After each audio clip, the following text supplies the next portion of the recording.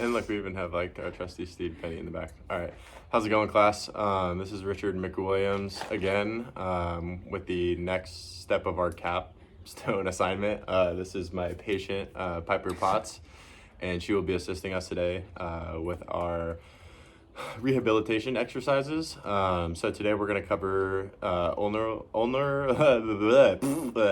okay, let's backtrack. We're gonna do ulnar collateral ligament strains and rehabilitation exercises to help prevent that and to help combat that once these things have already happened. We're also going to talk about hip and groin strains and abdominal strains.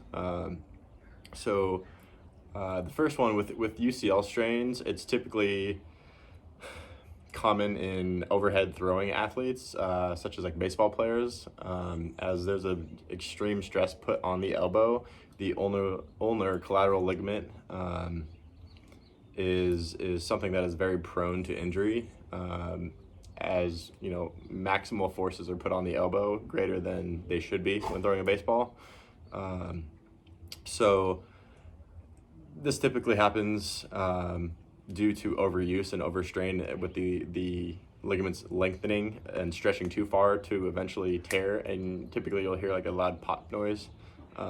So things that can help prevent this is forearm stability and strength, as well as making sure other parts of your body are in sync and acting correctly.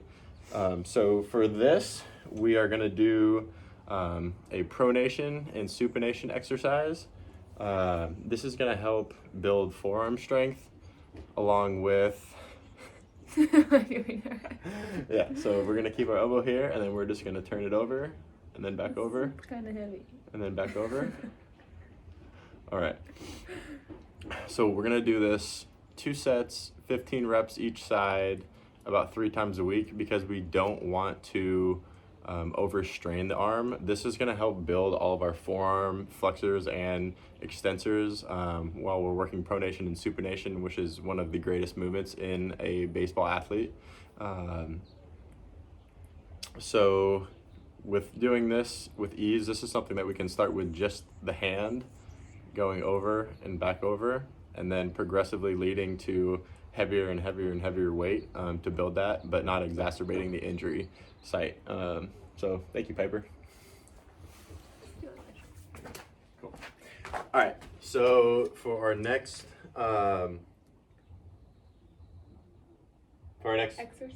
exercise, yeah, we're going to be covering abdominal strains, typically happening in the obliques, can sometimes happen in the transverse abdominis. So for this, we're going to use just like the common plank, as this is something that is very low stress on the body, as it's just going to use isometric contractions to help stabilize your body and just kind of get everything aligned in where it needs to be without putting any extra stress on it. So for that, we're going to do a prescription of 4 sets of 30 seconds. So I'm going to have Piper once again demonstrate a plank to show us how we're going to do it. So we will get in all fours. Are you gonna tell me? Yeah, and so with putting our legs out, we are going to go down onto our elbows initially, and we are going to keep our core tight, with keeping a slight bend to actively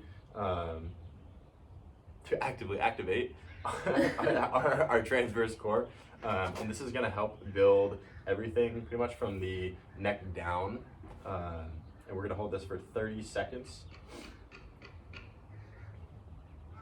All right, cool. Fast forward 30 seconds later. Thank you. So we're going to do this we could honestly do this every day if we want, but I would say just dependent on how your body feels. If you are really sore, to not do this, take a day off, come back to it the next day. But these are something that you can progressively go up to every day. Increasing weight, you can put it on your back, hold it, whatever you want to do.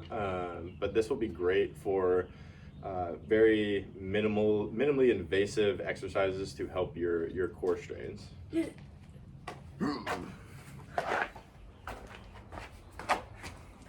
Welcome back, class. All right, so for our third exercise, we are going to cover, I know, she's a little gassed, one set of planks and some flex and extension exercises. It'll really put a toll on you. But for our third exercise, we are going to cover a rehab exercise for hip and groin strains. We're going to use the dead bug, which will be a core and lower extremity exercise that will help cover from major muscles like your iliopsoas, which is a common hip flexor strain that's going to run from about midway up your abdominals down through your groin attachments. That's where people typically see these kinds of strains. So for the dead bug, we're going to do this about 2 or 3 sets depending on how taxed you are after each set, about 10 to 15 reps. So if I can have you get on your back, and we will put each leg up to a 90. Keep your arms out straight. Here. Let's go up first. And then, so we can either do them single leg as such, or we can do it double leg and double arms. So let's do the double leg first. So we will have the patient keep their back flat on the ground.